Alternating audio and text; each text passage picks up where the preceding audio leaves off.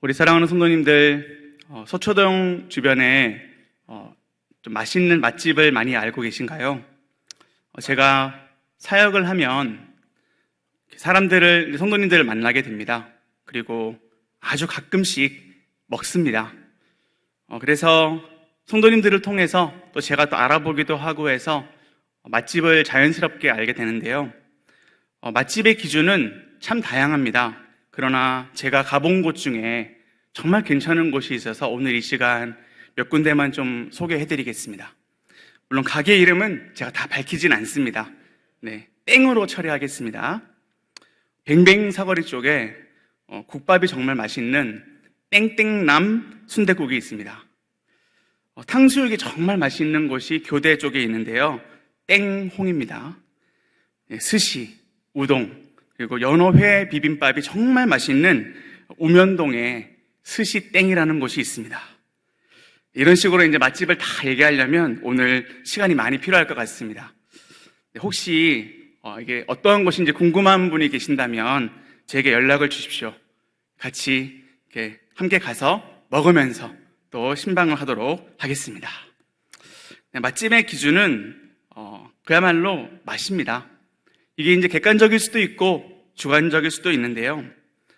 우리가 잘 아는 백종원 씨도 맛집의 기준을 명확하게 제시하기는 어렵다라고 합니다. 그러나 분명한 것은 그 집은 정말 맛있습니다. 차별화된 음식이 있습니다. 그리고 소비자의 입맛을 사로잡는데요.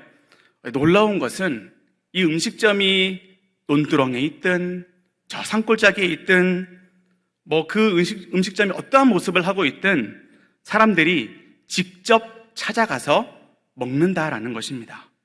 그런데 그 반대로 아무리 이 서초동에서 가장 인적이 좋은 그러한 곳에 위치하고 또 그 건물이 아무리 화려하고 그리고 그곳에서 음식을 내어줄 때 정말 좋은 그릇, 정말 좋은 DP라고 하죠.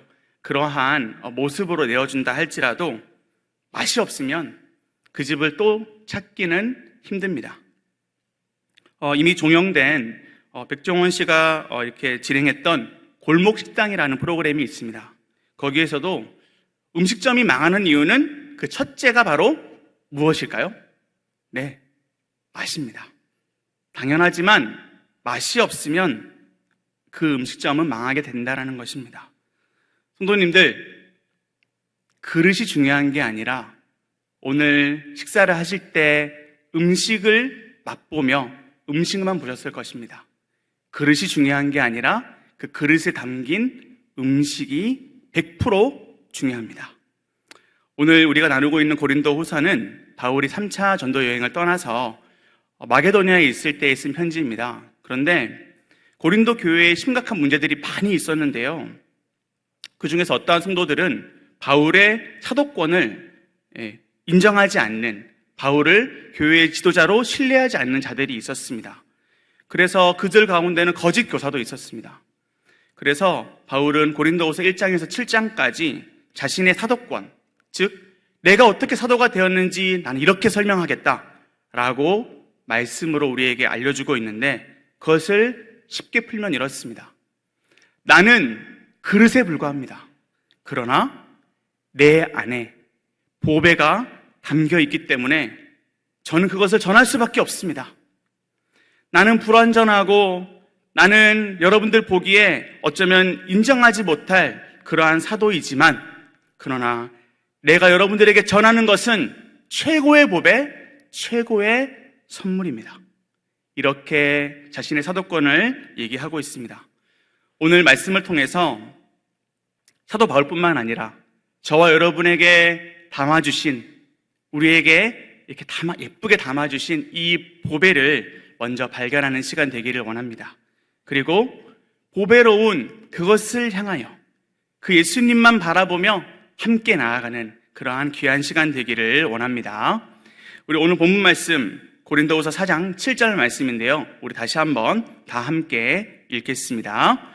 우리가 이 보배를 질그릇에 가졌으니 이는 심히 큰 능력은 하나님께 있고 우리에게 있지 아니함을 알게 하려 함이라. 아멘. 여기서 먼저 우리가 기억해야 될 단어는 질그릇입니다. 질그릇은 질 더하기 그릇입니다. 즉 질은 흙이지요. 흙으로 빚은 그릇이라는 표현인데요. 이것은 바울이 살던 그 시대에는 이러한 흙 그릇이, 이러한 질 그릇이 아주 많이 있었습니다. 이것은 인간을, 즉 우리의 인간을 질 그릇에 은유를 하고 있는데, 이것은 바로 너무나도 흙과 같은, 즉 흙 그릇처럼 깨지기 쉬운 그러한 것이 바로 인간이다 라는 것을 먼저 얘기하고 있는 것입니다. 우리는 하나님의 자녀입니다. 우리는 신자입니다. 그러나 우리는 연약합니다. 우리는 여전히 죄로 인해서 또 어떠한 상황이 갑자기 몰려들면 우리는 당황스럽고 두렵습니다. 그리고 우리는 지금도 몸이 아픈 분 계시죠? 육신의 연약함을 가지고 있습니다. 그리고 우리는 동일하게 죽음을 맞이합니다. 그래서 파스칼은 한 방울의 물, 한 점의 바람만으로도 인간을 죽일 수 있다.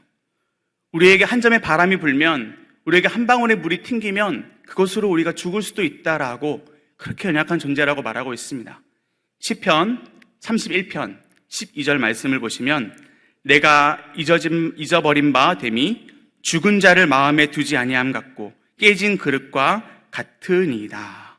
즉 나는 죽은 사람처럼 모든 사람들의 기억에 사라진, 나는 깨진 그릇과 같은 그러한 존재입니다 라고 기자는 고백하고 있습니다.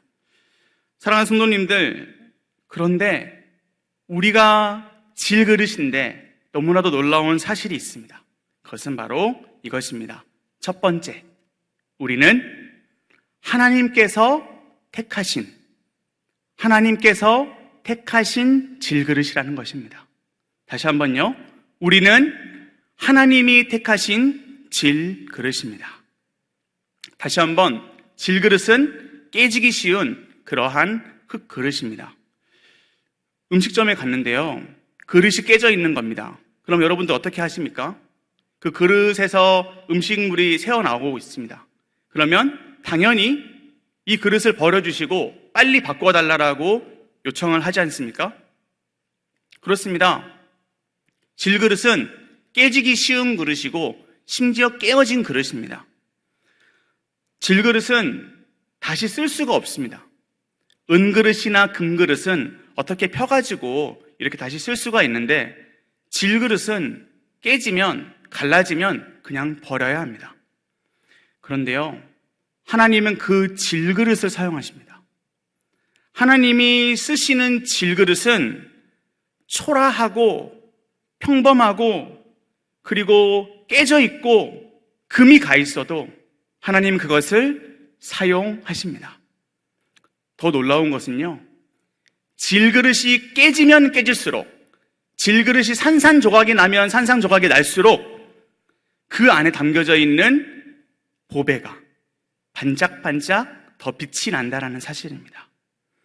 사랑하는 성도님들, 우리는 질그릇이지만 하나님께서 우리를 은혜로 택하셨습니다.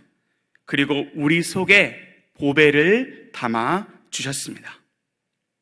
우리의 이 시간 흠이 있다면, 우리의 과거의 모습이 있다면, 이 시간 우리가 정말 병들어 있고 이 시간 우리 가운데 고쳐야 될 부분들이 있다면, 그리고 깨지고 상하여서 어떻게 할 수 없는 그러한 부분들이 있다면 그것을 주목하지 맙시다.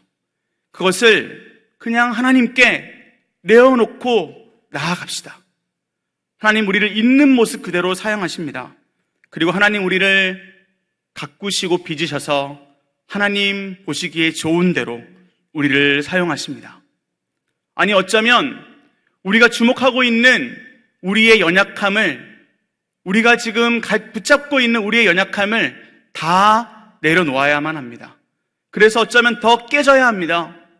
우리의 고집이 깨지고 우리의 자아가 깨지고 우리가 붙잡고 있는 그것이 완전히 깨져야만 우리는 어쩌면 하나님께 더 쓰임받게 될 것입니다. 그러나 우리가 하나님께 붙들려 있는 하나님이 택하신 질그릇이다 라는 고백으로 나아간다면 그때부터 하나님은 우리를 통해 일하실 줄로 믿습니다. 우리가 두 번째로 기억해야 될 것이 있습니다. 우리는 보배를 가진 질그릇입니다. 우리는 보배를 가진 질그릇입니다. 다시 한번 고린도후서 4장 7절을 보시면 우리가 이 보배를 질그릇에 가졌으니 이는 심히 큰 능력은 하나님께 있고 우리에게 있지 아니함을 알게 하려 함이라. 아멘. 여기에서 이 보배라고 하는 단어는 당연히 우리가 잘 알고 있는 보물 혹은 저축 혹은 부를 쌓는다 할 때 그 부를 뜻합니다. 그런데 우리가 지금 가지고 있는 하나님이 우리에게 주신 이 보물은 무엇입니까? 정말 구체적으로는 이것이 3장에 나와 있는데요. 우리 3장 18절 말씀입니다. 우리 3장 18절 말씀을 다 함께 한 목소리로 읽겠습니다. 우리가 다 수건을 벗은 얼굴로 거울을 보는 것 같이 주의 영광을 보매 그와 같은 형상으로 변화하여 영광에서 영광에 이르니 곧 주의 영으로 말미암음이니라. 아멘. 성령께서 믿는 우리에게 이러한 새 언약의 축복을 주셨는데요.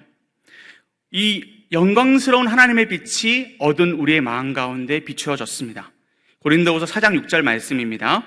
어두운 데에 빛이 비치라 말씀하셨던 그 하나님께서 예수 그리스도의 얼굴에 있는 하나님의 영광을 아는 빛을 우리 마음에 비추셨느니라. 사랑하는 성도님들, 우리가 이 자리에 앉아 있는 것이 우리의 힘과 우리의 결단으로 온 것인 것 같습니까? 우리가 지금 이 자리에 앉아서 하나님을 믿고 우리가 찬양하며 예배하는 것은 하나님이 우리를 어둠 가운데서 밝은 빛으로 우리를 인도하셨기 때문인 줄로 믿습니다. 그것이 바로 영광의 시작입니다. 우리에게 영광이 시작되었습니다. 그런데 영광이 시작된 자는 참된 믿음을 가진 자인데요.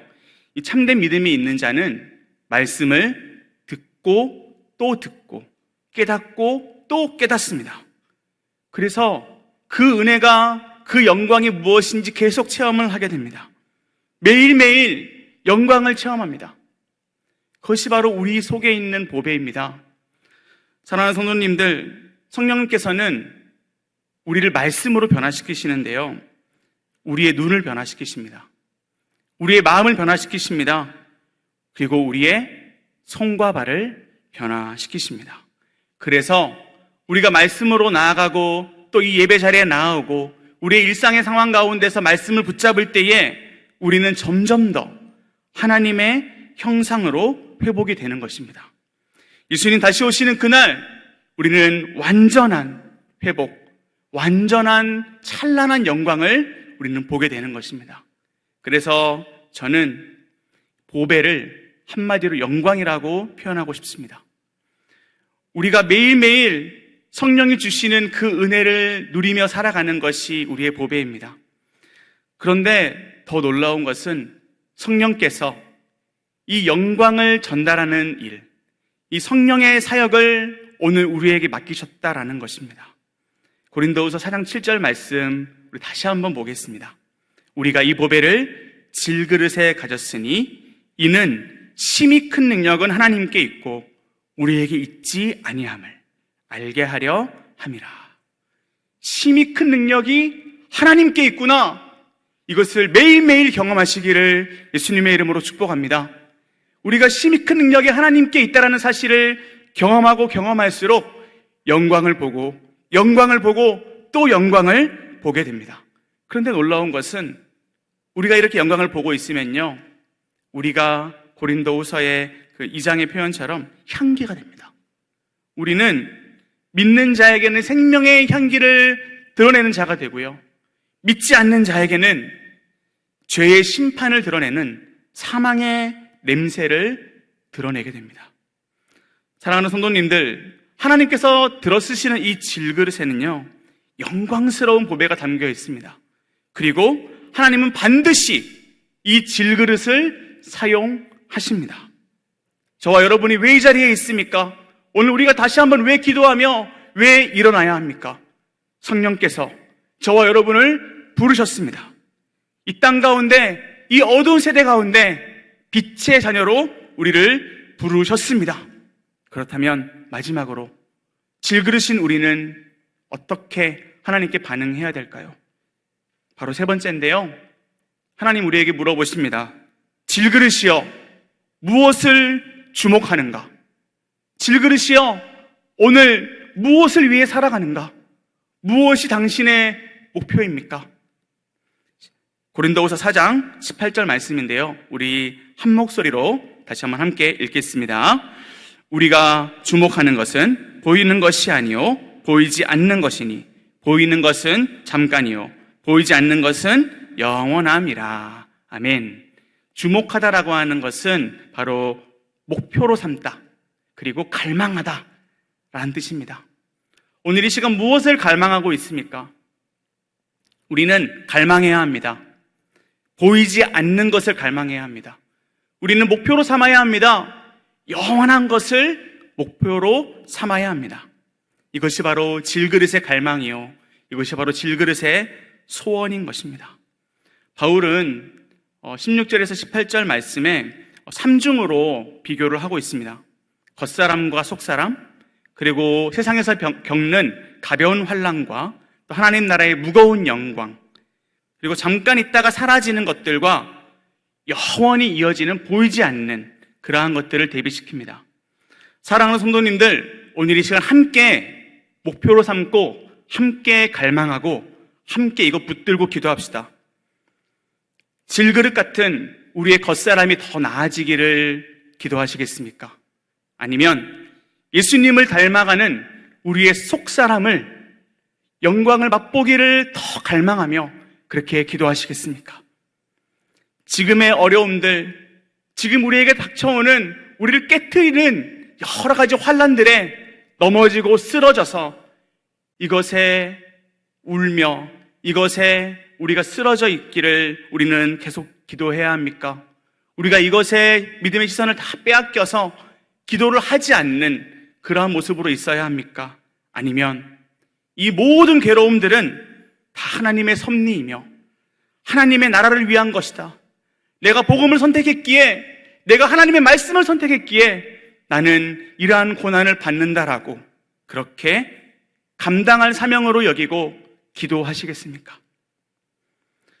우리의 눈을 빼앗는 것들, 우리의 마음을 빼앗는 그 세상의 것들이 아닌 하나님의 영원하신 사랑, 오늘도 이미 우리를 충만케 하시고 우리에게 영광을 보여주시고 더 영광스럽게 만드시는 그 능력이 오늘 내 안에 있음을, 그것은 보이지 않거든요. 그것을 여러분들 바라보며 달라고, 더 누리게 해달라고 기도하시겠습니까? 사랑하는 성도님들, 그것이 저와 여러분의 오늘 기도가 되기를 소망합니다. 우리 창신교회는 그릇입니다. 우리 창신교회는 정말 큰 그릇입니다. 우리 서초동에 이러한 창신교회, 멋진 교회가 있다는 사실은 너무나도 외부 사람들도 보시면서 멋지다, 너무 교회가 좋다라고 하십니다. 그런데 이 창신교회 건물이 보배가 아니죠. 이 창신교회의 보배는 무엇입니까? 첫 번째는 우리 예수님이시고요, 제가 오늘 말씀드리고 싶은 보배는 바로 여러분들입니다.